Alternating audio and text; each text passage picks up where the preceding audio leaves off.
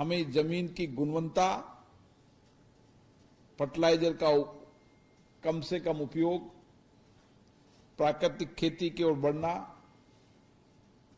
Technology का उपयोग करके लागत कम करना, उत्पादन बढ़ाना और हमारी बीज की क्वालिटी, बीज के नए जो भी समय समय पर बीज के नए इनोवेशन हो रहे हैं उस दृष्टिकोण से विचार करना, और जो कृषि के अंदर बीमारियां लग जाती है और कई बार बीमारियां ऐसी होती है जो नई बीमारियां होती है उसके लिए भी रिसर्च करना, ये सारे विषयों पर आप 2 दिन तक चर्चा करेंगे। मुझे आशा है कि हम इस सम्मेलन के माध्यम से अलग अलग सेक्टर वाइज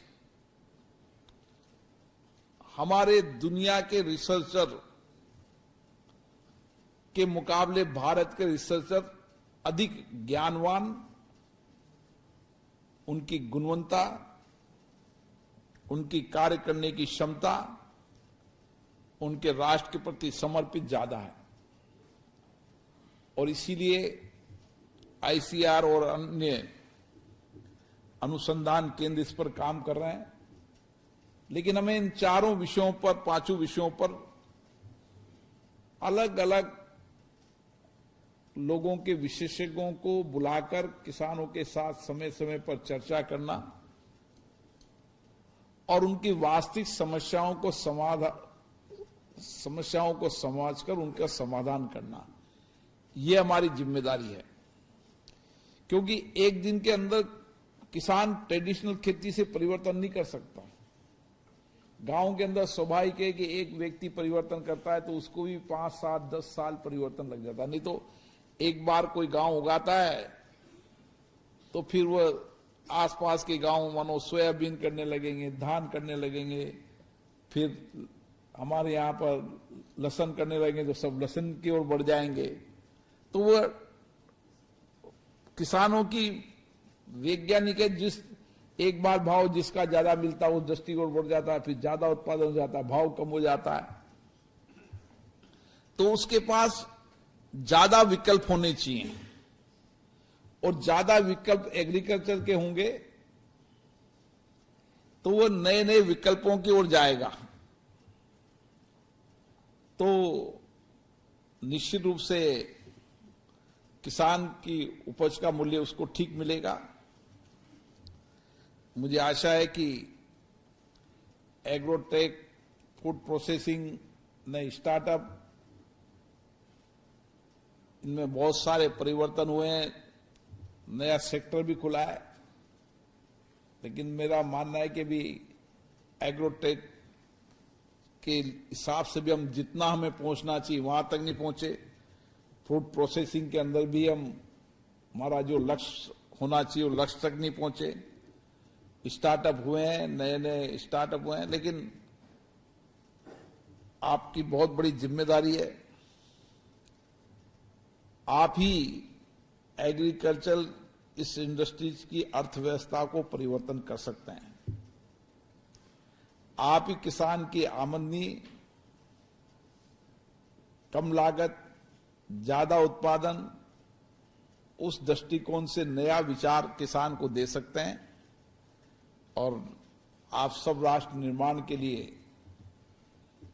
किसानों की जिंदगी बेहतर करने के लिए, उसकी आर्थिक, सामाजिक जीवन में परिवर्तन के लिए यहां पर मंथन के लिए बैठे हैं कि संगठन राष्ट्र, देश के बारे में विचार करता है। और इसीलिए मुझे लगता है कि 2 दिन के इस मंथन से जो कुछ परिणाम आएंगे उससे भविष्य का रोड मैप बनेगा, और भविष्य में हम विकसित भारत के संकल्प को पूरा करने के लिए देश के एग्रीकल्चर सिस्टम के अंदर नए परिवर्तन के, नए दृष्टिकोण से काम करने के लिए देश के किसानों को प्रेरित करेंगे। आप सबको इसके लिए बहुत बहुत शुभकामना, बधाई।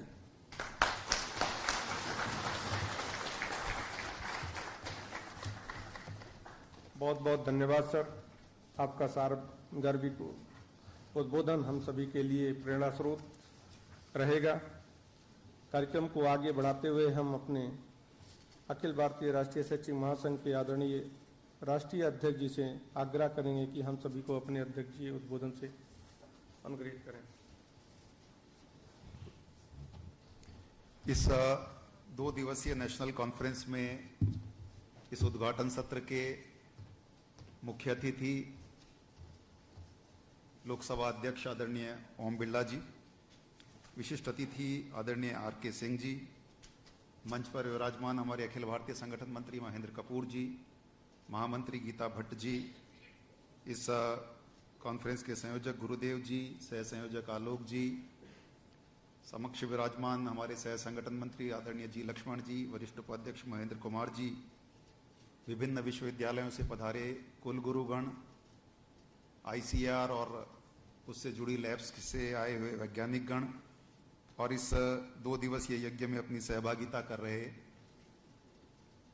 आप सब एग्रीकल्चर से जुड़े शिक्षक बंधु बहनों, आदरणीय ओम बिरला जी, इससे पहले हमने एक NIT का कार्यक्रम किया था। हम काफी लंबे समय से एग्रीकल्चर टीचर्स के बीच में कुछ अलग अलग स्टेट्स में यूनिट के रूप में काम कर रहे थे, लेकिन मिलकर देश की कृषि शिक्षा किस तरफ चले इसके लिए सामूहिक रूप से साथ आएंगे और धीरे धीरे इस काम को आगे लेकर जाएंगे।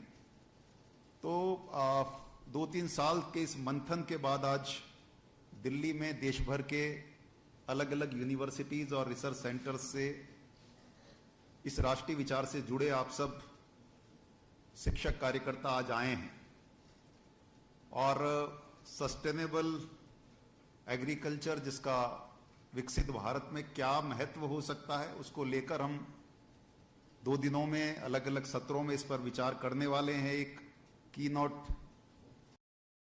लेक्चर हमारा उद्घाटन सत्र से पहले भी हुआ है, लेकिन अच्छी बात यह है कि आदरणीय ओम बिरला जी ने इस उद्घाटन कार्यक्रम में हमारा मुख्य आतिथ्य स्वीकार किया।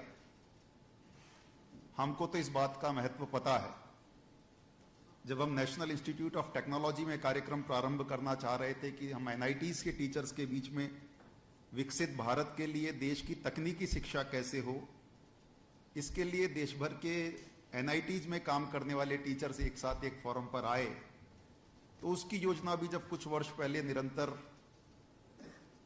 हमारे विचार के बाद बनी, तो उसके उद्घाटन कार्यक्रम में आदरणीय ओम बिरला जी से हमने निवेदन किया था। और अब मुझे नहीं पता ये शब्द देश भर में चलता है या नहीं, लेकिन राजस्थान में एक शब्द होता है पग फेरा। यदि अच्छा पग फेरा ओम जी उस कार्यक्रम में आए थे, उसके बाद आज 4 साल बाद देश भर की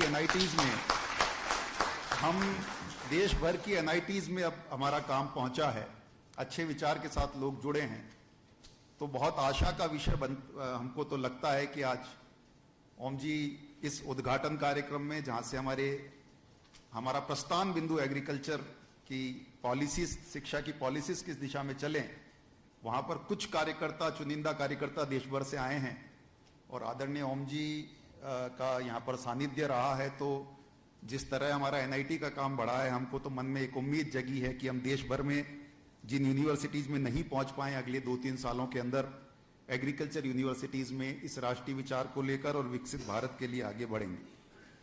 ये जो विषय हमने रखा, इस विषय का जब हिंदी ट्रांसलेशन करते हैं तो थोड़ा गड़बड़ होता है। सस्टेनेबल एग्रीकल्चर, अब इसको 2-3 जगह से देखते हैं। कुछ जगह पर सतत कृषि कहते हैं, कुछ जगह पर टिकाऊ कृषि कहते हैं, कुछ जगह पर धारणक्षम कृषि कहते हैं।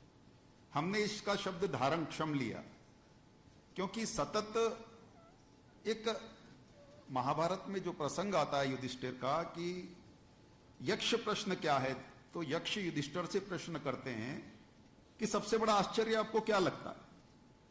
तो युधिष्ठिर कहता है कि लोग देखते हैं कि सब मर रहे हैं, फिर भी वो स्वयं को अमर समझता है। ये सबसे बड़ा यक्ष प्रश्न है। अभी हमारी एग्रीकल्चर, उसका प्रोडक्शन लगातार बढ़ना चाहिए, उत्पादन लगातार बढ़ना चाहिए, सतत सतत को मार्केटिंग में हम कहते हैं कई बार ग्राफ हमेशा ऊपर जाना चाहिए कि आपका पिछला कितना टन था, अब कितना टन होगा।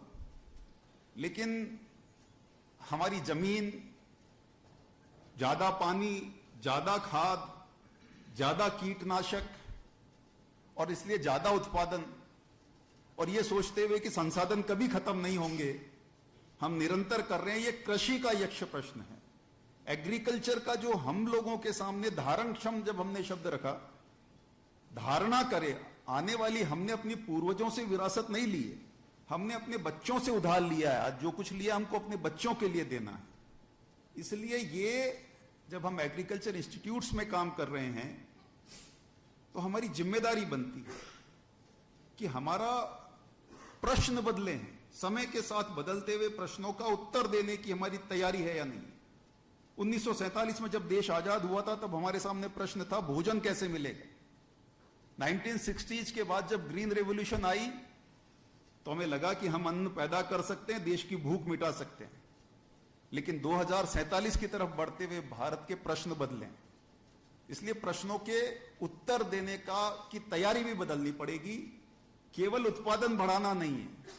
60s के बाद से लेकर 47 तक आते हुए हमको यह देखना पड़ेगा कि पिछले जो 50 सालों के अंदर हमने जो कुछ किया है, आज जब जल की बात है, जमीन की बात है, मिट्टी की गुणवत्ता की बात है, जैव विविधता की बात है, वहां पर उत्पादन बढ़ाने के साथ साथ धारण क्षम रह सके, धरती की धारणा हो सके, आने वाली पीढ़ियां इस विकास की सहभागी बन सके, इसलिए धारण क्षम कृषि होनी चाहिए। यानी हम जिन प्रश्नों का उत्तर देने का प्रयास कर रहे हैं वहां पर हमने कभी भी ये नहीं कहा, इसलिए शब्द दोनों यूज किए इसके, आप परंपरा और प्रौद्योगिकी, और उसका रिजल्ट क्या निकलेगा, टेंजिबल आउटकम्स।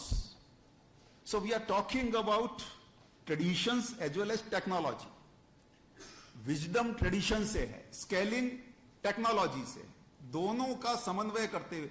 एक प्रश्न केवल मस्तिष्क में आता है क्या, जब भी हम कोई तकनीक लेते हैं, चाहे वो परंपरा से तकनीक आई हो, चाहे वो लैब से तकनीक आई हो,